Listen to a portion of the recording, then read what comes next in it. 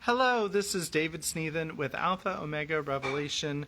I'm going to be reading The Cost of Discipleship by Dietrich Bonhoeffer. This is chapter 14. We're moving on to the next section of the Sermon on the Mount.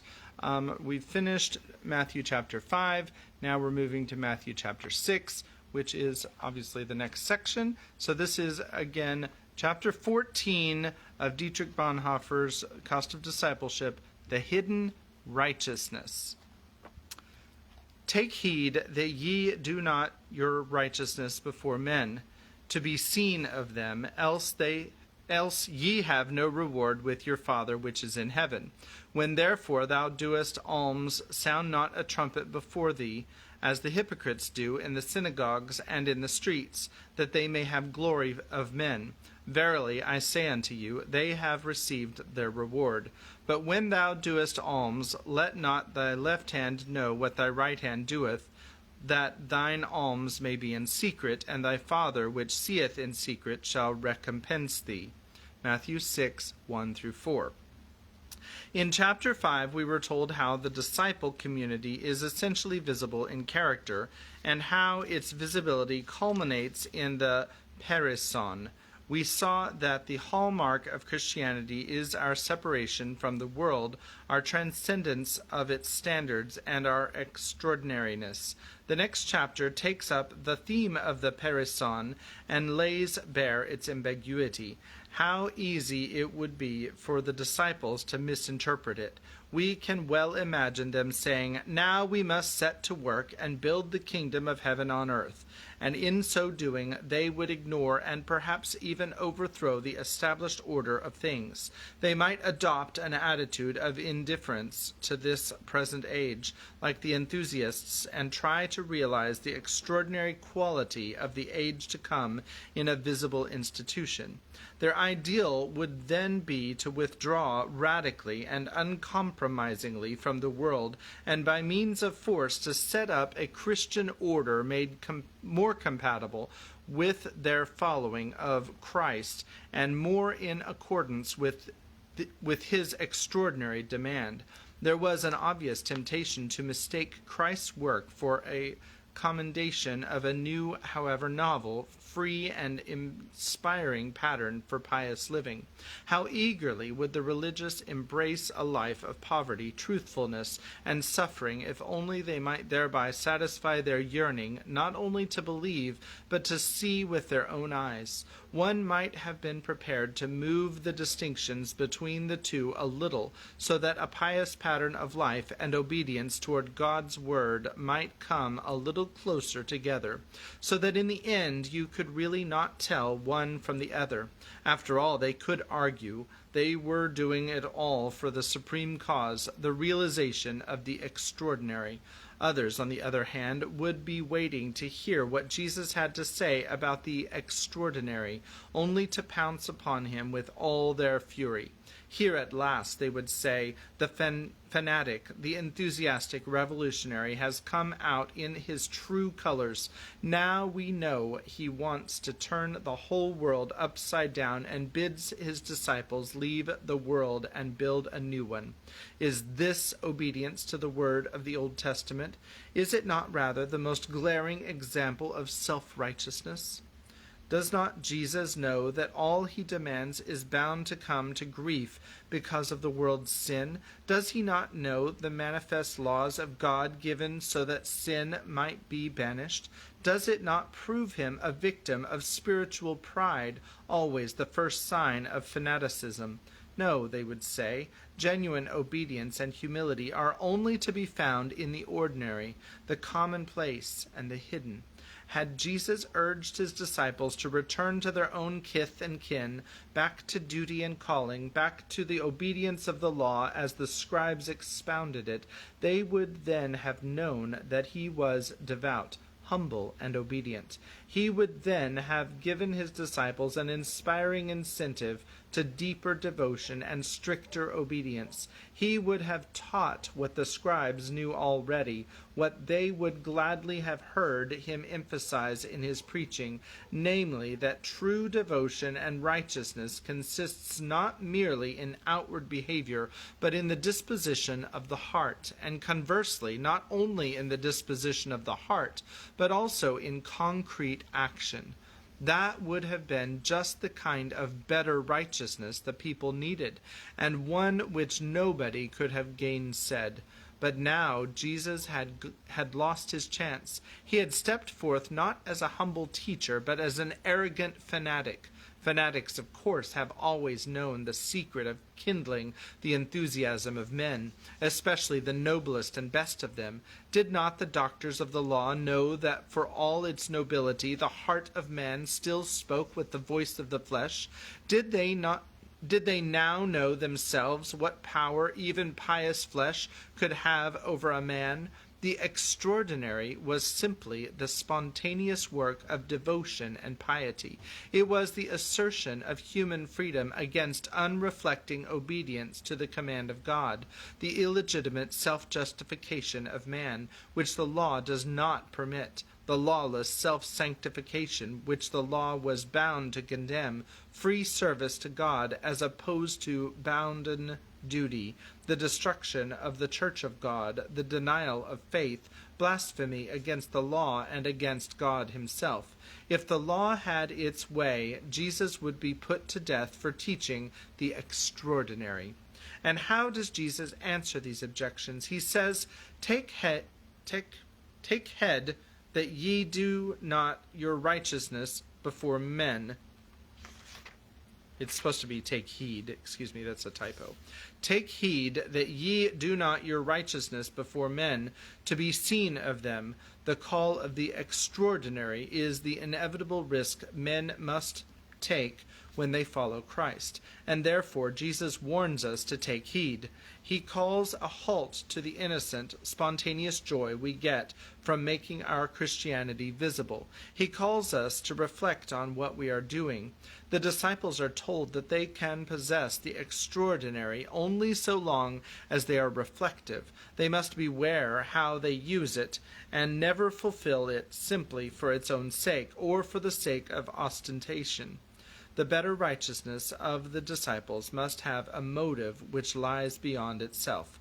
Of course it has to be visible, but they must take care that it does not become visible simply for the sake of becoming visible.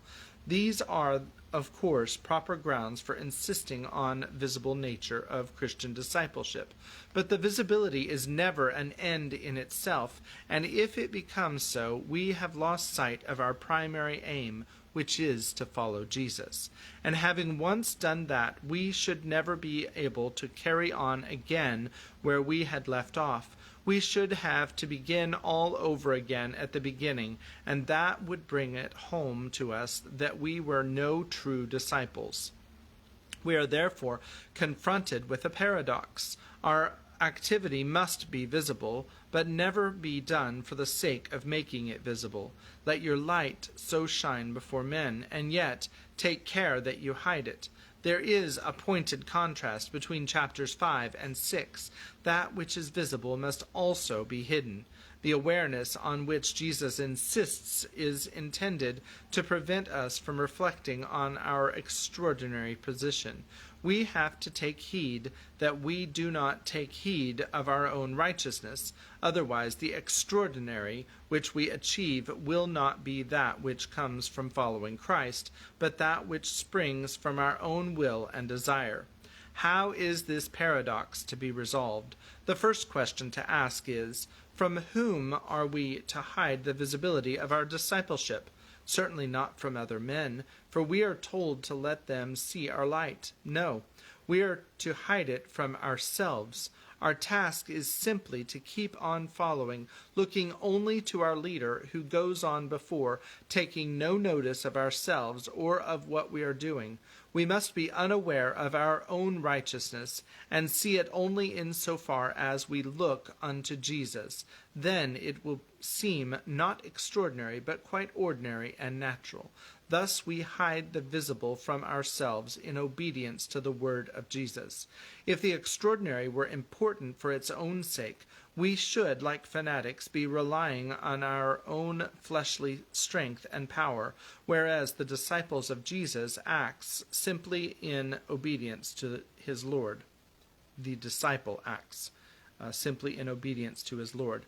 That is, he regards the extraordinary as the natural fruit of obedience.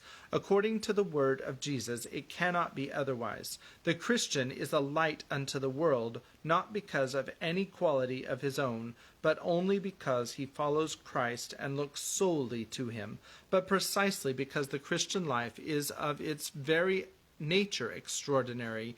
It is at the same time ordinary, natural, and hidden. If not, it is not the Christian life at all. It is not obedience to the will of Jesus Christ. Secondly, we have to ask how the visible and the invisible aspects of discipleship can be combined, and how the same life can be both visible and hidden. To answer this question, all we need to do is to go back to chapter 5, where the extraordinary and the visible are defined as the cross of Christ beneath which the disciples stand. The cross is at once the necessary, the hidden, and the visible. It is the extraordinary. Thirdly, we have to ask how the contradiction between the 5th and the 6th chapters is to be resolved. The answer lies in the meaning of discipleship. It means an exclusive adherence to him, and that implies first that the disciple looks only to his Lord and follows him. If he looked only at the extraordinary quality of the Christian life, he would no longer be following Christ. For the disciple, this extraordinary quality consists solely in the will of the Lord, and when he seeks to do that will, he knows that there is no other alternative, and that what he does is the only natural thing to do. All that the follower of Jesus has to do is to make sure that his obedience, following, and love are entirely spontaneous and unpremeditated.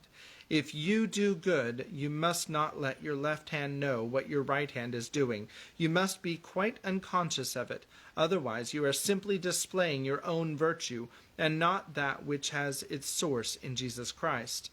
Christ's virtue, the virtue of discipleship, can only be accomplished so long as you are entirely unconscious of what you are doing. The genuine work of love is always a hidden work. Take heed, therefore, that you know it not, for only so is it the goodness of God. If we want to know our own goodness or love, it has already ceased to be love. We must be unaware even of our love for our enemies. After all, when we love them, they are no longer our enemies. This voluntary blindness in the Christian, which is really sight illuminated by Christ, is his, certainly, and the fact that his life is hidden from his sight is the ground of his assurance. Thus, hiddenness has its counterpart in manifestation, for there is nothing hidden that shall not be revealed. For our God is a God unto whom all hearts are open, and from whom no secrets are hid. God will show us the hidden and make it visible. Manifestation is the appointed reward for hiddenness, and the only question is where we shall receive it and who will give it us. If we want publicity in the eyes of men, we have our reward. In other words, it is immaterial whether the publicity we want is the grosser kind, which all can see, or the more subtle variety, which we can only see ourselves. If the left hand knows what the right hand is doing, if we become conscious of our hidden virtue, we are forging our own reward instead of that which God had intended to give us in his own good time. But if we are content to carry on with our life hidden from our eyes, we shall receive our reward openly from God. But what kind of love is this that is so unaware of itself that it can be hidden until the day of judgment?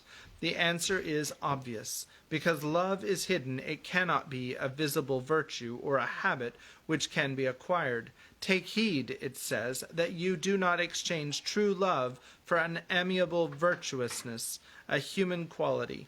Genuine love is always self-forgetful in the true sense of the word. But if we are to have it, our old man must die with all his virtues and qualities, and this can only be done where the disciple forgets self